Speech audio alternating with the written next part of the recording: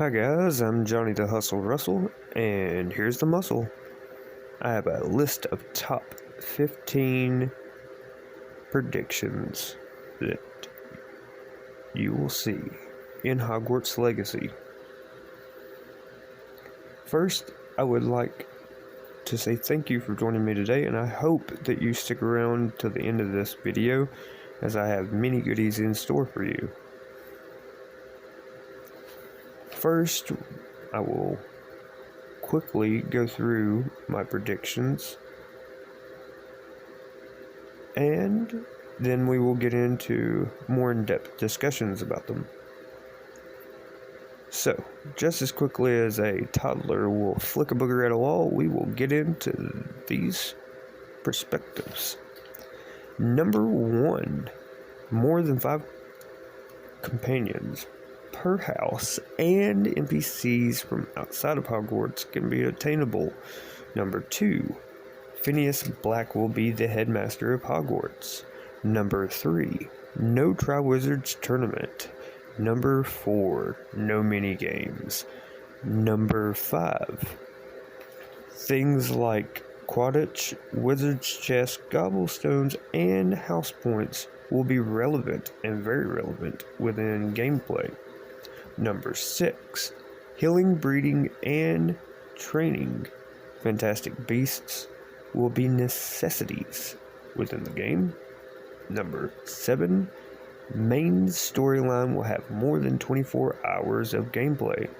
Number 8, the 70th Potions Tournament will occur during your first year, or 5th year, however you want to look at that. Number 9, Old Sluggy Slughorn will make a presence. Number 10, free roam after the main quest completion. Number 11, the Battle of Hogwarts. Number 12, years 5 through 7. Number 13, the Deathly Hollows.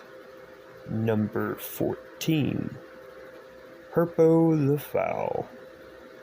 Number 15, Albus Dumbledore and Aberforth. So guys, I really appreciate you listening this far, and I hope that you continue on. I am a new YouTuber. I've recently learned about Hogwarts Legacy, and I've been here daily to give you as much content as I can.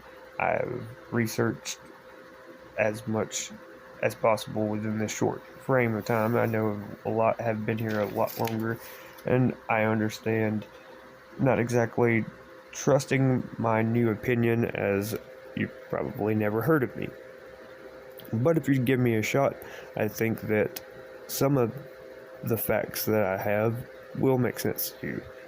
So I'm just going to go through and highlight and describe my thoughts on each of my predictions. Number 1, more than 5 companions per house and possible NPCs from outside of Hogwarts being obtainable to help you through your legacy. So I know that 5 companions per house is a lot, and then if you add on NPCs, that's even more. But I definitely see it being a possibility. And when I say 5 companions per house, I'm not exactly saying that these players will be full-on companions that you walk through the world with, but they could be companions that you have through side quests that you have to complete, and sometimes they'll help you along the side quest or some of the missions that maybe you have in the future, even of main quests. And one of the reasons why I say so many is because if you look even through this walkthrough, I have noticed that not one of any of the characters have the 3 stripes that are colored on their uniforms, and that includes Nat Sayonai, who I am positive in every other trailer has the red stripes.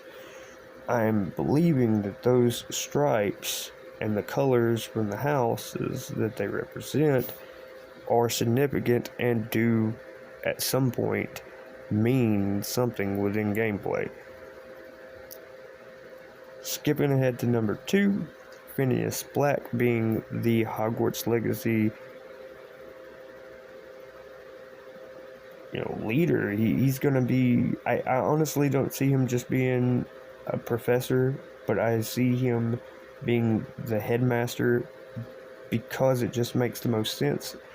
But if it was not Phineas Black, and they could trick us just a little bit and make him just a professor at first, because there is one other headmaster that would fit into this build, and that headmaster actually dies in the same timeline of where we're at, and it could be possible that he dies and Phineas takes his place.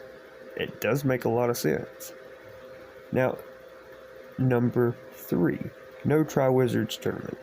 This should be obvious to a lot of people out there, especially fans of Harry Potter, because in the late 1700s they had a participant die and they canceled the Triwizards Tournament, and it never got reestablished until Harry Potter and Cedric Diggory actually won the tournament, but then unfortunately Cedric met his untimely demise.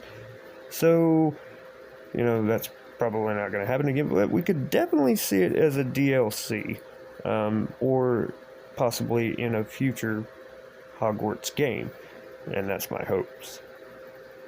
Number 4, no mini games. Now, I don't really see mini games throughout any of the trailers. I don't see any hints of them. And what I mean by mini games is something like Blitzball from Final Fantasy, or a card game from, multiple games out there. There's so many mini games, and I just don't see any hints towards a mini game. It's more like they're hinting towards, being able to progress within your abilities in, like, being able to craft, or being able to basically take on like an arena style, from Oblivion, whenever it comes to the not so secret club at the clock tower during this walkthrough, in fact. And by the way, talking about that real quick, if you look at Nat Sayonai in the clock tower, she doesn't have the 3 red stripes. She has black stripes. Now, I get it. That could not mean anything because, Sebastian and Poppy also have 3 black stripes. But Nat Sayonai, through any of the other trailers that I've watched, has never had 3 black stripes. I could be incorrect on that, so if you have noticed, definitely comment below and tell me so that I can know. Number 5. Talking about the lore, Quidditch, Wizard's Chess, these things that we know are not exactly going to be in the game.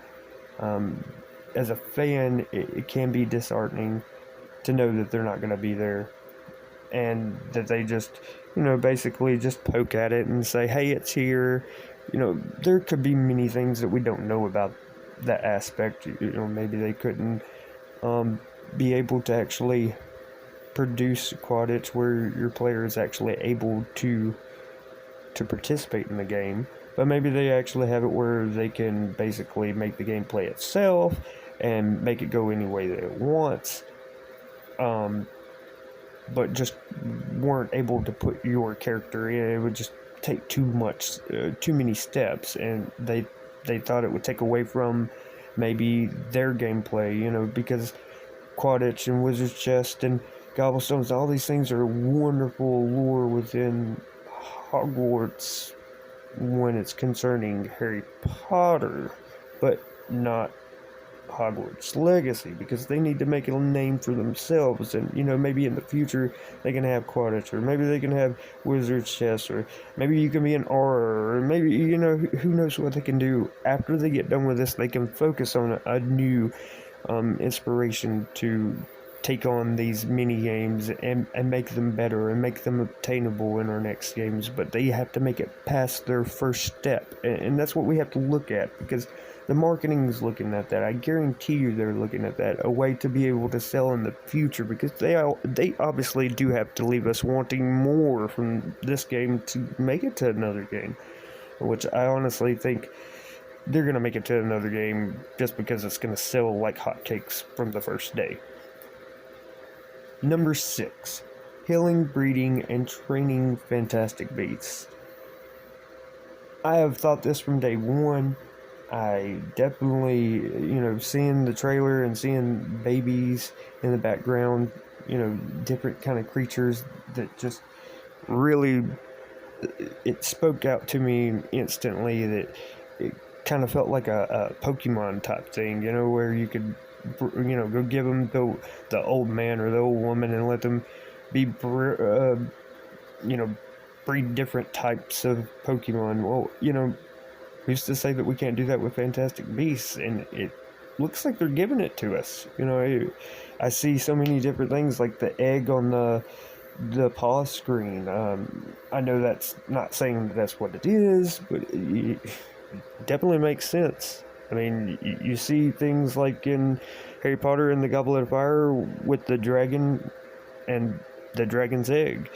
This is a normality for Newt Scamander. He would go save these beasts, heal them, and make sure that they weren't going to die off, that their legacy continued. And it makes sense that your character's going to be able to do that as well. Number 7. Main story has more than 24 hours. I hope someone proves me wrong. Go ahead. Fast play this game, because I am not going to. I'm going to take my time and enjoy every aspect that I can, and I'm going to try to do everything I can through the first walkthrough, and it might take me forever, but I'm going to enjoy it. If you're one of those fast players who just wants to see how it's going to go, or you're just a gamer who wants to complete your main quest and see how it goes, then yeah, definitely let me know how it goes. I'd love for you to beat it in less than 24 hours, but I definitely doubt that. I'm seeing more like 60 hours at minimum, because of how massive this game has the possibility to be. Number 8. The 70th Potion Tournament. This timeline fits. It's the same. It takes place, in speculation, the same year that Ranrock is trying to take over. So it makes sense that we would see the Potions Tournament.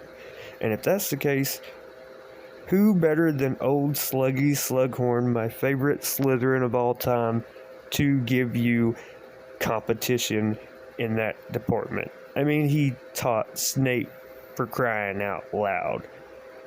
Come on. Are you joking me? It makes total sense. And he's number 10. Free roam after main quest completion. I definitely see this as availability, because it just makes sense that you're going to have more of the game to play after you're done with your main quest. You're still going to have all these side quests to be able to do. And I just don't believe that they're going to finish it and say, okay, you're done, now you're going to have to restart and do a whole new game. I believe it's just going to be play until you're done. Play until you want to do another run through. And that leads to number 11, which is the Battle of Hogwarts. I definitely see a Battle of Hogwarts. And with that being said, I could see that being the end of your main quest and how you complete it. Which leads to number 13. I don't believe Ranrock is the main antagonist of this game. I believe Herpo the Val is. Herpo the Foul was the creator of the first Horcrux. He was the creator of the Basilisk.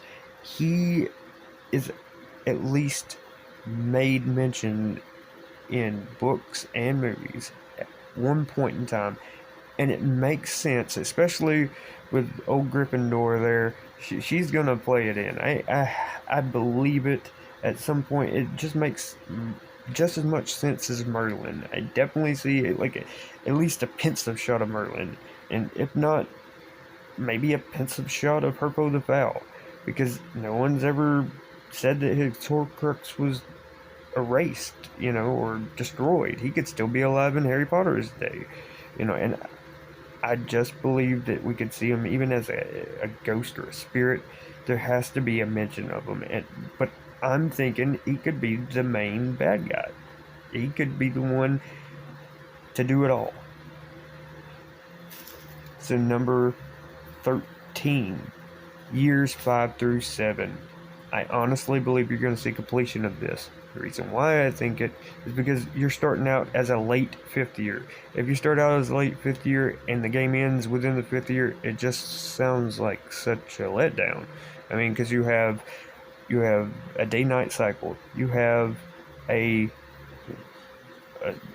you know a an actual winter, a spring, a summer, all these things that just make sense that there's more than the 5th, 6th, 7th year. It just makes sense to have a completion of it. Number 14, the Deathly Hallows. Now, Deathly Hallows is a little bit harder to explain because, you have Harry Potter's lineage where he has the cloak. But it could make sense, Henry Potter would have to. I mean, that makes the most sense to obtain that from him somehow. Um, who knows how we could get that, if it's even possible, or maybe the stone. Well, that's also a hard one to explain. The easiest one to explain is the Elder Wand, because I mean, with Livius, and during the time where Luna's father's explaining it, there's this whole little area right here in the same time frame is where basically it gets lost in translation, and then all of a sudden the wand maker just comes up with it. What was his name? Gabanovich, or I can't remember exactly, but point is he comes up with it, and then Grindelwald takes it from him. So it definitely makes sense that this could be at least the possibility to be able to get the Elder Wand. I could see all three of them being obtainable at some point. And the big finale, I'm gonna say that Albus Dumbledore and his brother Aberforth is definitely gonna make a huge appearance in this.